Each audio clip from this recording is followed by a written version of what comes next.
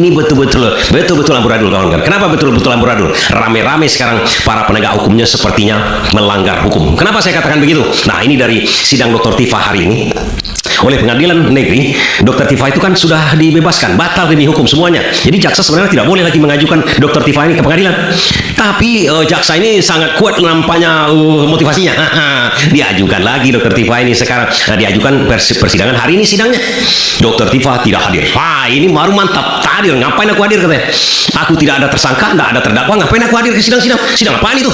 Itulah kira-kira bahasa kecil kita. Datanglah pengacara ke situ. Pengacara si Al-Katiri itu ya namanya kan. Di sidang itu karena Dr. Tifa tidak hadir, jaksa meminta wajib lapor lagi Dr. Tifa. Kalau wajib lapor, kasus statusnya tersangka padahal sudah dicabut kasus tersangkanya kan. Ini kan lucu, ngamuklah pengacara dari Dr. Tifa itu.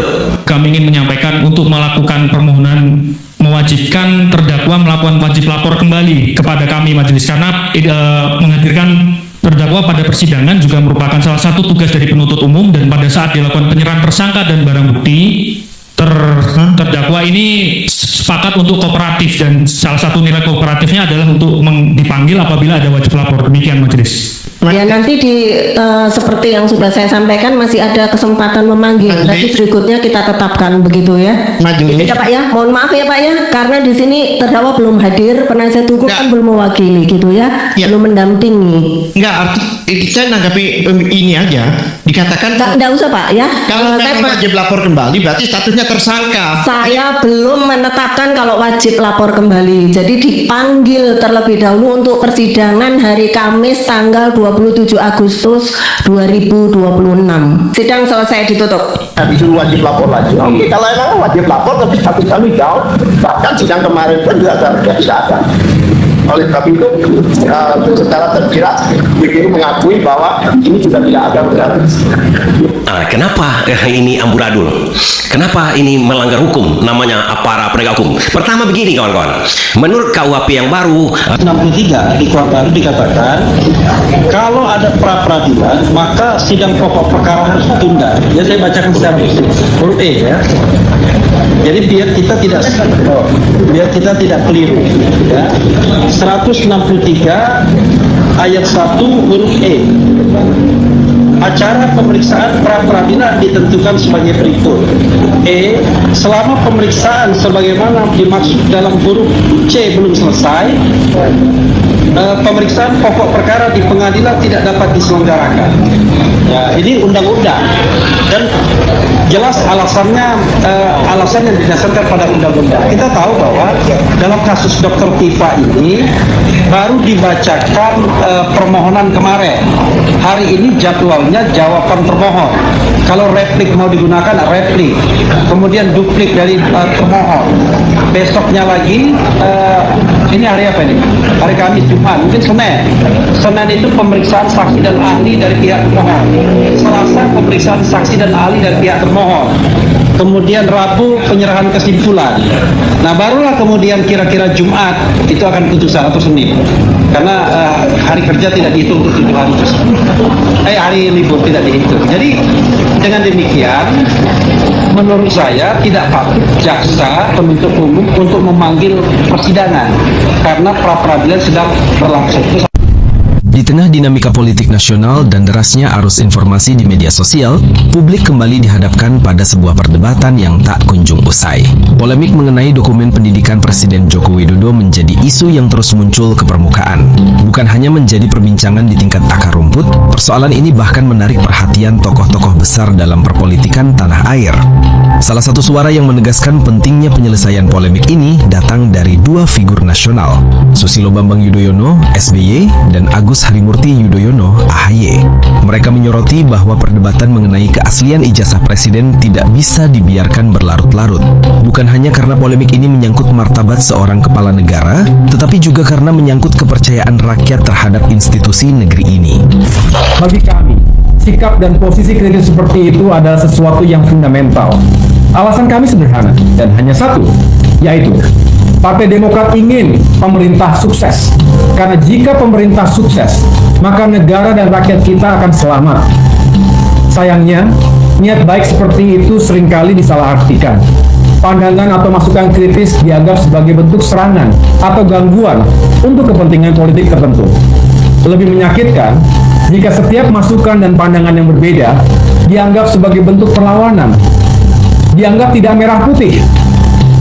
Menurut kami, yang tidak merah putih adalah mereka yang hanya berdiam diri ketika tahu ada yang keliru di negeri ini, atau mereka yang hanya berdiam diri menunggu pemimpinnya berbuat salah dan negaranya gagal. Gerakan moral ini diperlukan manakala perasaan dan kepentingan rakyat dicederai. Kalau kami mengetahui, ikut merasakan rakyat kita di seluruh tanah air, perasaannya, kepentingannya, aspirasinya tidak lagi didengar oleh penyelenggara negara, oleh pemerintah dan oleh pemimpin, wajib hukumnya kita mengingatkan, kita memberikan koreksi. Yang benar ya, baik isu pemaksulan maupun ijazah palsu. Isu ini seperti yang dikatakan oleh Prof. Jimli Asidiki bahwa hanya untuk menghancurkan lawan politik dengan tidak beradab ya. Bohir di belakangnya ini nggak bersatu bang, gitu loh. Mereka bermain sendiri-sendiri. Maksud Anda tudingan ijazah palsu ini dilemparkan oleh TPW dan kawan-kawan ini didanai? Ya pastinya siapa yang nggak mendanai yang begini-begini. Gitu loh. SBY sebagai mantan presiden yang pernah memimpin bangsa selama 2 periode, dipandang memahami betul bagaimana pentingnya legitimasi moral dan administratif seorang pemimpin. Ia mengingatkan, sebuah negara tidak boleh diombang-ambingkan oleh rumor, praduga, serta fitnah yang berkembang liar tanpa kejelasan. Negara harus hadir memberikan jawaban yang terang benderang. Sementara AHY, tokoh muda yang kini memimpin salah satu partai besar, menyuarakan hal senada. Baginya yang paling penting bukanlah memperbesar polemik, melainkan menuntun bangsa menuju penyelesaian yang adil, jernih, dan berbasis fakta. Jika memang ijazah presiden asli dan pemerintah yakin akan hal itu, maka cukup tunjukkan, buka ke publik, transparansi, selesai. Tuduhan dapat dipatahkan dan narasi negatif tidak lagi menemukan ruang hidup. Pertanyaan utamanya sederhana namun sangat mendasar. Mengapa polemik ini terus dibiarkan menggantung? Jika semua dokumen sudah lengkap, sah, dan valid, maka mestinya tidak ada alasan untuk berlama-lama. Penyelesaian cepat bukan hanya menjaga nama baik pribadi presiden, tetapi juga menjaga kehormatan institusi pendidikan, lembaga negara, dan seluruh sistem administrasi yang membentuk legitimasi seorang pemimpin. Kita juga tidak boleh lupa bahwa republik ini dibangun atas dasar hukum, bukan opini. Kebenaran tidak boleh bergantung pada narasi kelompok, melainkan pada bukti objektif yang dapat diuji siapa saja. Dalam negara demokrasi, transparansi bukanlah ancaman, melainkan kekuatan. Di sisi lain, jika persoalan ini terus dibiarkan menggulung opini publik, maka resiko terbesarnya adalah semakin luasnya fitnah dan saling curiga di tengah masyarakat. Ruang publik menjadi gaduh. Debat bangsa tidak lagi fokus pada persoalan besar seperti ekonomi rakyat, pendidikan publik, penguatan pertahanan, atau pemberantasan korupsi. Energi bangsa habis untuk mendengar dan menyebarkan isu yang sebenarnya bisa diselesaikan secara sederhana melalui klarifikasi resmi dan terbuka. SBY dan AHY mengingatkan bahwa pemimpin tidak hanya dituntut cakap dalam bekerja, tetapi juga tegas dalam meredam potensi keresahan rakyat. Kepercayaan publik adalah modal terbesar negara. Jika modal itu retak, maka yang runtuh bukan hanya nama satu orang, melainkan wibawa pemerintahan dan institusi hukum. Penting untuk ditegaskan, kritik, saran, dan permintaan. Ini dokumen ijazah yang diserahkan Saudara Joko Widodo ini di KPUD maupun di KPU Pusat. Sehingga dari sini aja, di sini saya bawa pembanding ya. Bawa pembanding, ada 2 hal yang dapat kita lihatkan di sini.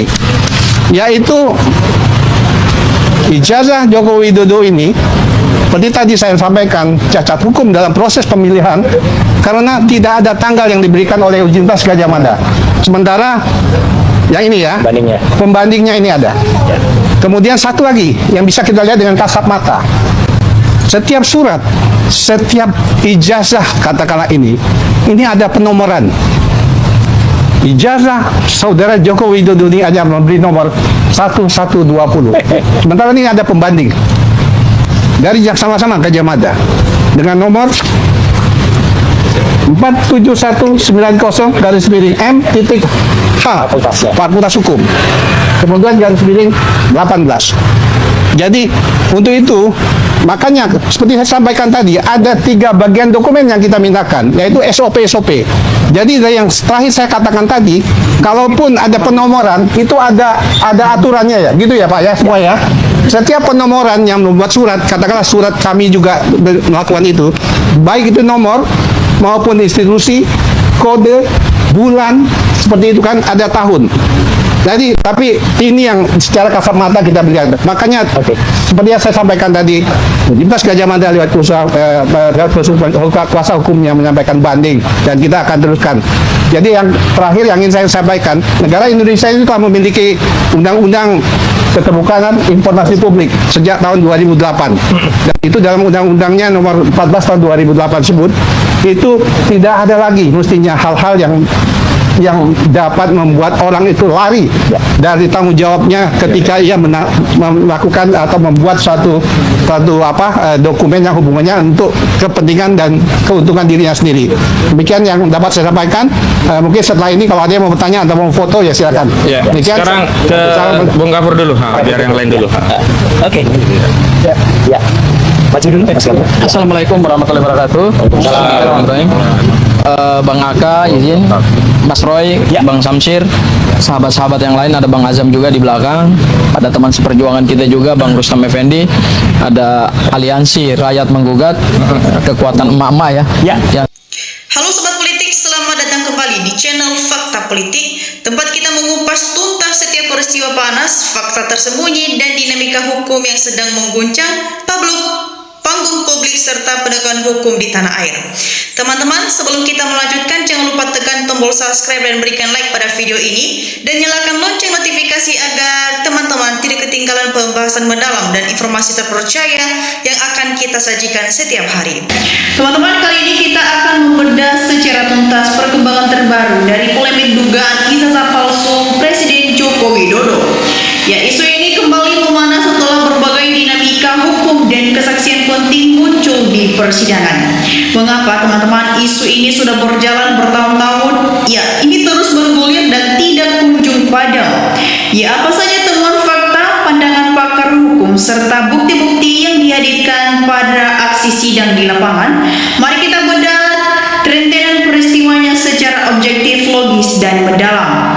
Ya teman-teman semua, dan dalam analisis hukum Hamid Awaludin, strategi dan kulkasi politik, mantan Menteri Hukum dan HAM periode 2004 sampai 2007, Hamid Awaludin memberikan tanggapan kritis terkait langkah Joko Widodo yang melaporkan tudingan ijazah palsu ke Polda Metro Jaya. Ya teman-teman, adanya sikap bertolak belakang, di mana Hamid mencermati perubahan sikap yang mencolok saat diserang isu PKI, isu keturunan, hingga isu antek asing. Ya, Joko Widodo memilih diam dan tidak mengambil langkah hukum, namun saat terpapar isu ijazah palsu, ia memilih melapor langsung ke polisian.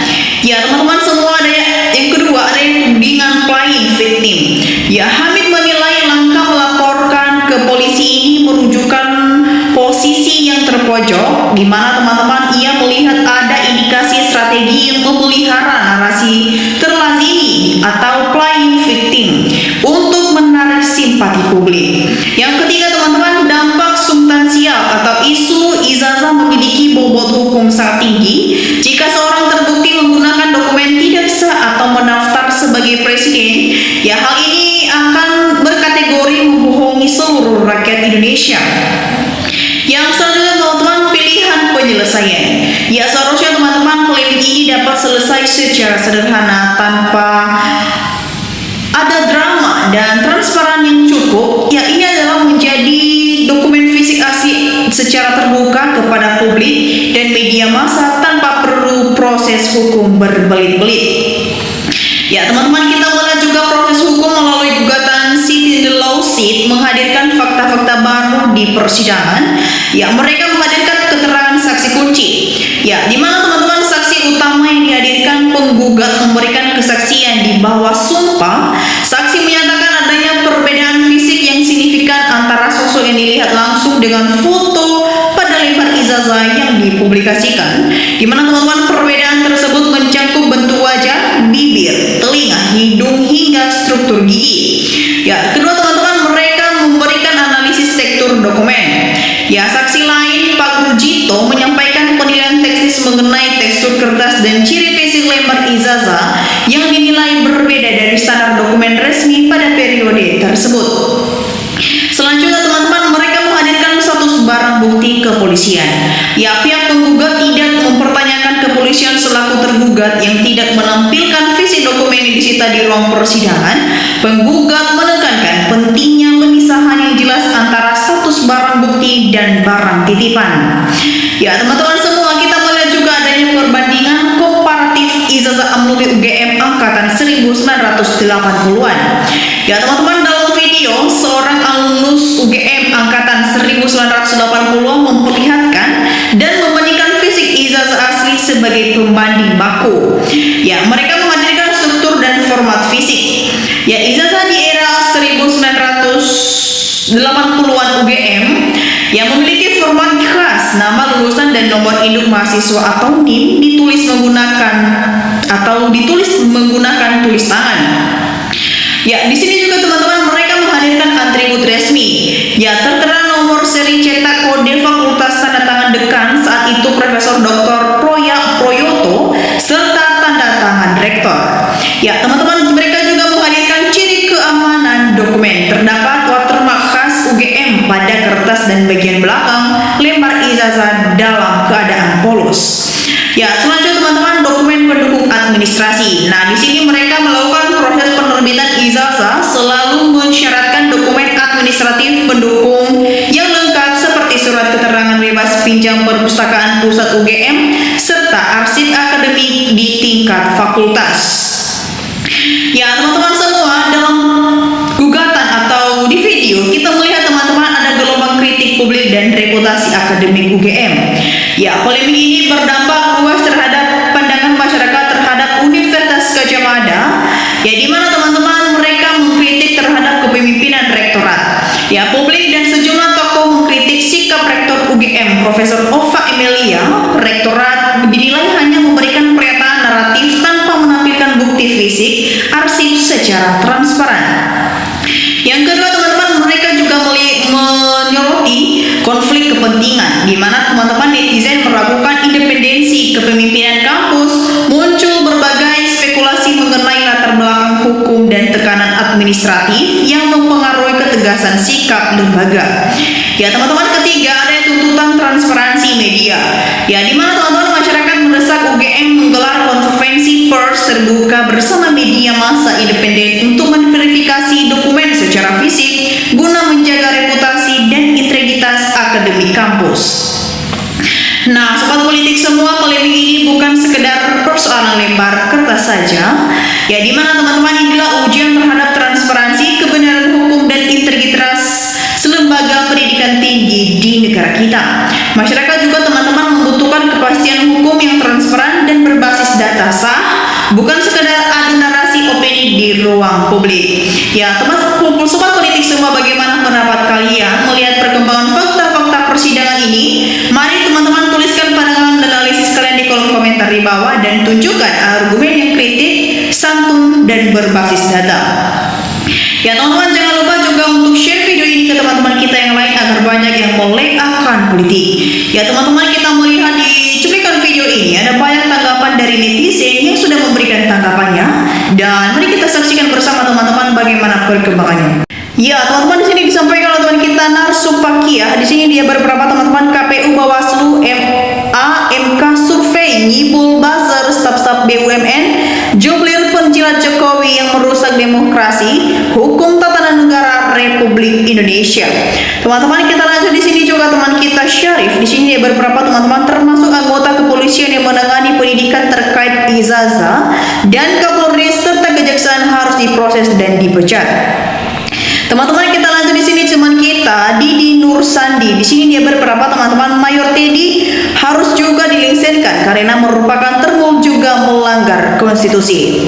Teman-teman, kita lanjut di sini juga teman kita Mudani. Di sini dia berberapa teman-teman, tidak cabut, tidak menunjukkan ijazah miliknya, dicabut, tidak menunjukkan ijazahnya.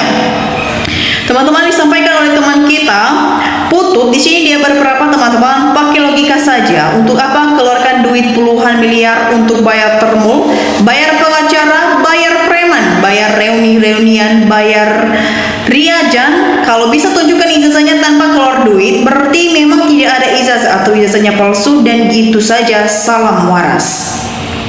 Ya teman-teman, kita lanjut di sini juga teman kita Bima. Di sini dia berpendapat teman-teman, logika sederhana bahwa Pak M Taufik menggugat di CLS yaitu sumpah pemutus sangat tepat. Dengan tidak berani bersumpah sudah putus bahwa ijazah memang tidak ada. Teman-teman, kita lanjut. Mahes memberikan tanggapan. Berarti semua elemen hukum masih dikuasai dan di bawah kendali Jokowi. Ya teman-teman.